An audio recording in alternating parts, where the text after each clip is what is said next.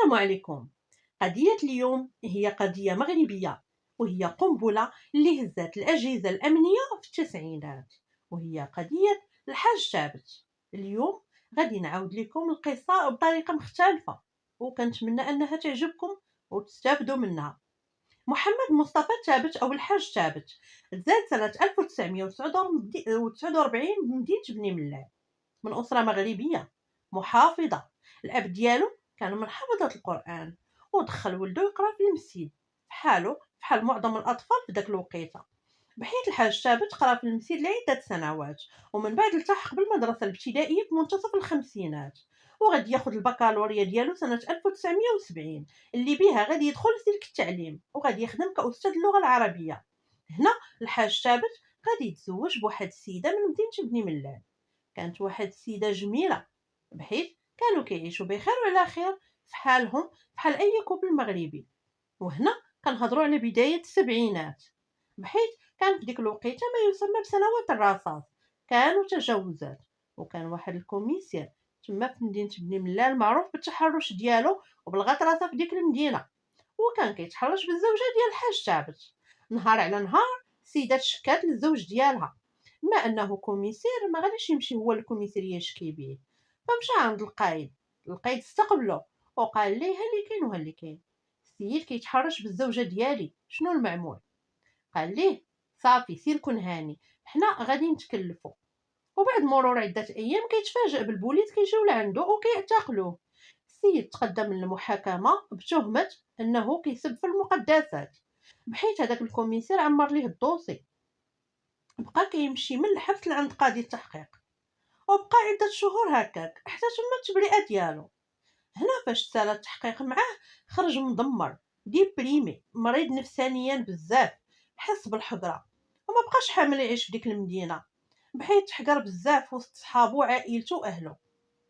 بدا كيتبع عن طبيب نفساني حتى بدا كيبرى شويه بشويه، وقرر انه يدفع الكونكور ديال البوليس. وفعلا دفع الكونكور ديال البوليس واستقل من مهنة التعليم ونجح في الكونكور. وفي سنة 1974 غادي يولي ضابط في الاستعلامات العامة، ومن بعد غادي يخدم في الدي اس تي، وغادي يخدم مزيان لأنه كان واحد الإنسان عملي وخدوم، وغادي يبدا يترقى شوية بشوية. فاش دخل الاستعلامات العامة ما خدمش في بني ملال، واخا هو كان باغي يخدم فيها باش ينتقم من هذاك الشيء اللي كان وقع ليه، ولكن تعين في كازا لسنوات. ويقال انه حتى في ديك الاحداث ديال 1984 خدم مزيان، وكان من الضباط النشيطين اللي خدموا وجابوا معلومات، وعاون في الاعتقالات وفي الاستنباط. ومن موراها غادي يترقى الكوميسير برينسيبال في الاستعلامات العامة في الحي المحمدي بعين سبع. وهنا الحاج ثابت غادي يتزوج للمرة الثانية، ويقال انه بقى مزوج بجوج عيالات حتى توفى، يعني حتى تحكم عليه بالاعدام. وكان عنده 5 ديال الاطفال، وعيالاته بزوج كانوا ساكنين في كازا. الحاج ثابت كان انسان كيبان عليه الخير، كان كوميسير مسك عليه الله، مزوج جوج العيالات، عنده سيارة فخمة من نوع مرسيدس. ويقال انه حج 3 أو 5 د المرات، يعني كان انسان متدين، كيمشي للحج، ما كانش كيشرب، ما كانش كيكمي، كان انسان عملي، وكانوا لي سيبيريور ديالو راضيين عليه.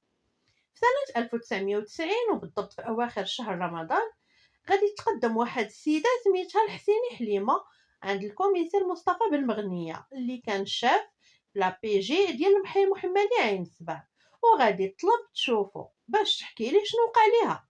استقبلها وسمع الاقوال ديالها. نعم لالا، شنو عندك؟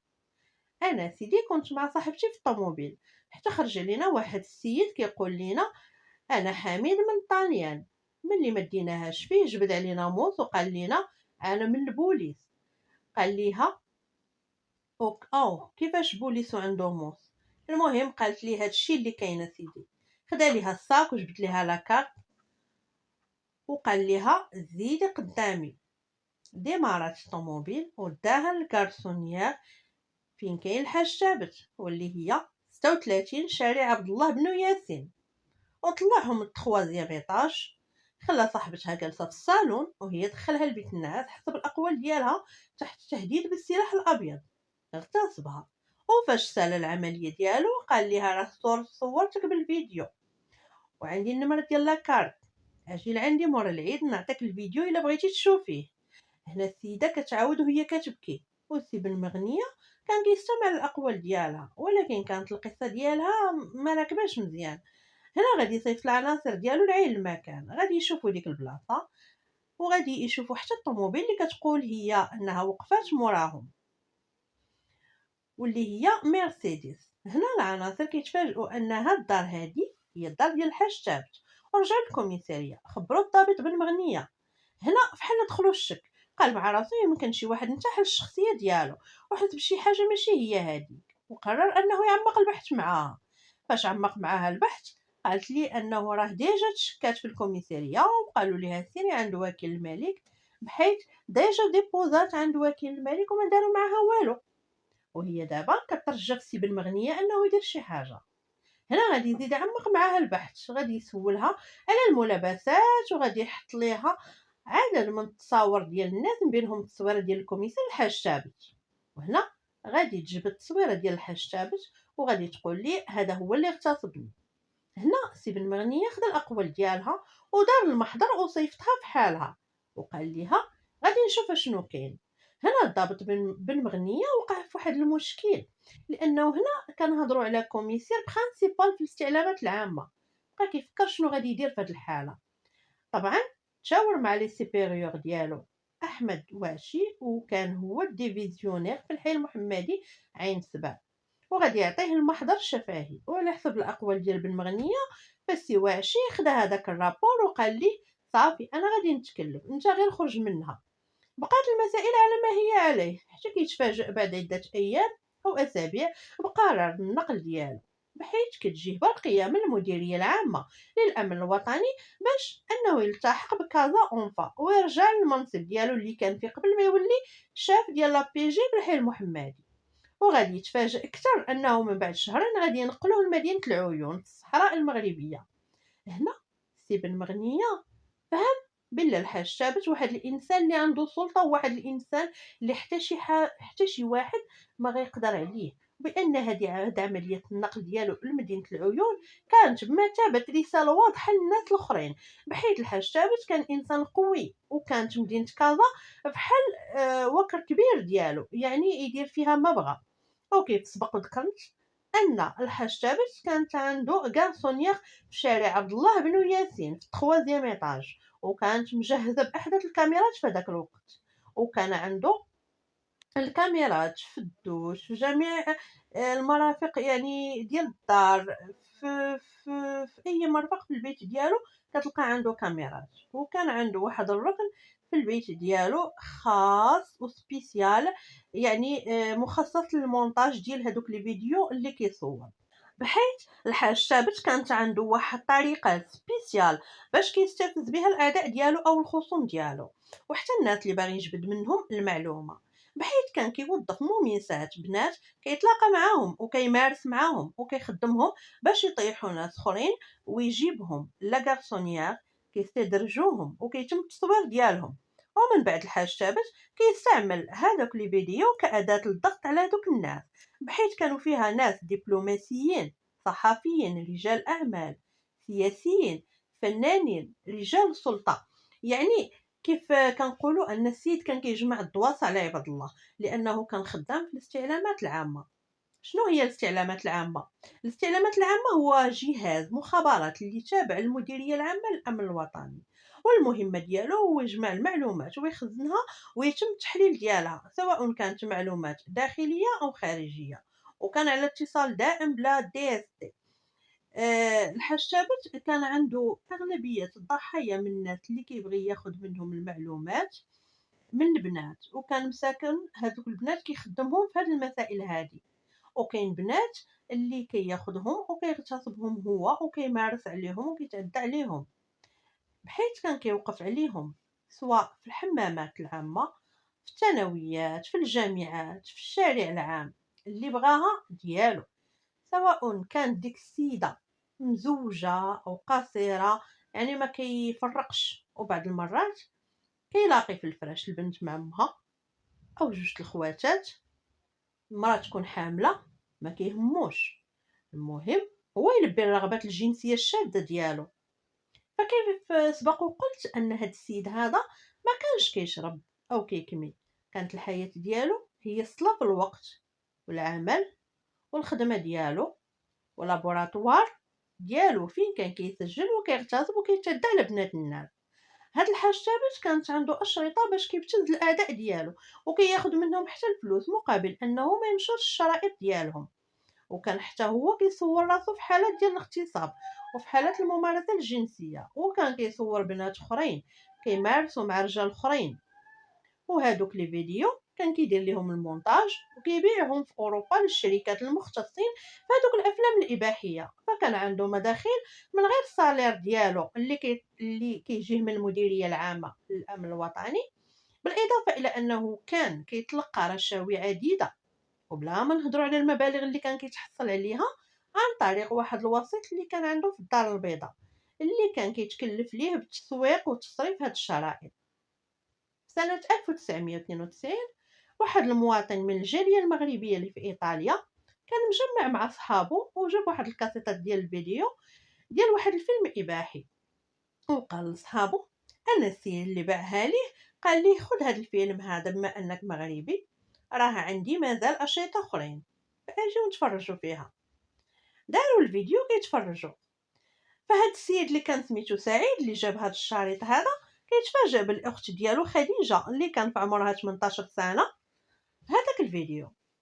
السيد تصدم بزاف وتجمد في بلاصتو وما تيقش داكشي اللي كتشوف عينو، وصراحه ما بينش قدام صحابو. قطع على اول طياره نازله للمغرب ومشى عند الوالده ديالو باش يستفسر وياخذ معلومات، لانه السيد ما فهمش كيفاش اختو ولات كدير هاد الشيء هذا.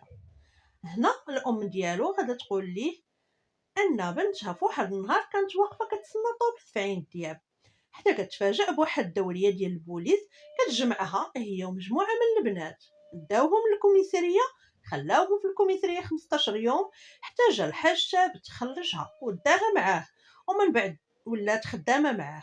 يعني الحاج ثابت كيمارس عليها وكيخدمها باش تصور افلام اللي غادي يقدر يبيعهم، مخدمها ومستغلها كتستدرج شي ناس كتجيبهم وكيتم الاطاحه بهم.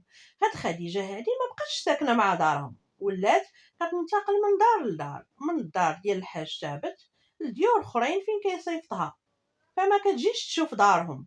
فقرر خوها سعيد انه يقلب عليها، بقى كيبحث ويسول حتى عرف الدار ديال الحاج ثابت، وبقى متربص تما حتى كتبان ليه اختو واحد النهار طالعه لتما.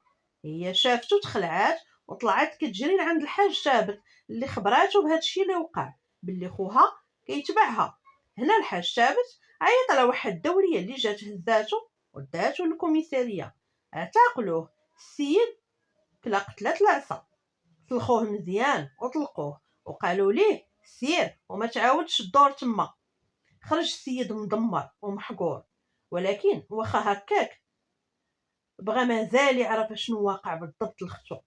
هنا غادي يزيد يبحث على ختو بلا ما يبين او يعرف شي حد، حتى غادي يعرف المكان ديال ختو وغادي يختطفها وغادي يديها معاه لدار والديه، وتما غادي يبدا معاها بالاستنطاق اشنو واقع اشنو كاين، وهي غادي تبدا تعاود ليه لي ستوار كامله، كيفاش انه حتى تم الاستدراج ديالها من طرف الحاج ثابت والاغتصاب ديالها اللي نتج عليه افتضاض لانه كانت مازال يلاه عندها 18 عام، وكيفاش ابتزها واستفزها بالفيديوهات وقال لها الا درتي شي حاجه غادي نغبرك في الحبس غادي تعفني فيه. يعني كان مسجلها وكان هناك تهديد. خوها سعيد هنا خدا هاد الاعترافات كامله وسجلها وداها للسفاره الايطاليه بالرباط باش غادي يدير شكوى تما في السفاره. استقبلوه في السفاره وواحد من العاملين تما سمع ليه وخدا الاقوال ديالو وطمنه وقال ليه انا راه عندي اتصال مع ناس واصلين في المغرب وغادي نشوف اش غادي يديروا في هاد الحاله هادي، يعني ديال الاخت ديالك. صافي السيد مشى بحالو لايطاليا وخلى المساله في اليدين ديال داك الدبلوماسي الايطالي في مدينه الرباط. هذاك الشخصية الدبلوماسية كانت عنده معرفة مع عبد اللطيف الفيلالي اللي كان وزير الخارجية في ديك الوقيته. مشى عنده وعاود ليه للنزيلة وقال ليه واحد الكوميسير عندكم في الدار البيضاء شكا ليا منه واحد المواطن إيطالي لأنه سعيد كانت عنده دوبل ناسيوناليتي. سي عبد اللطيف الفيلالي كان وزير الخارجية والسوبيريور ديالو هو الملك الراحل الحسن الثاني. فخبار فحال هذا كان ضروري خاصو يقولوا ليه. ما يمكنش هو ياخذ معلومه فحال هذه اللي تشوه السمعه ديال البلاد في اوروبا، خصوصا في ذاك الوقت كانت مشاكل مع فرنسا وعاد نزيدو مشاكل مع ايطاليا، فكانت الصوره ديال البلاد معرضه للاهتزاز. هنا عبد اللطيف الفيلالي قرر يخبر الملك الحسن الثاني بهاد القضيه هذه. الملك الراحل حسن الثاني غادي يصدر التعليمات ديالو للجنرال حسني بن سليمان والدرك الملكي باش يعمقوا البحث في هذه القضيه ويشوفوا شنو واقع. وهنا خاصنا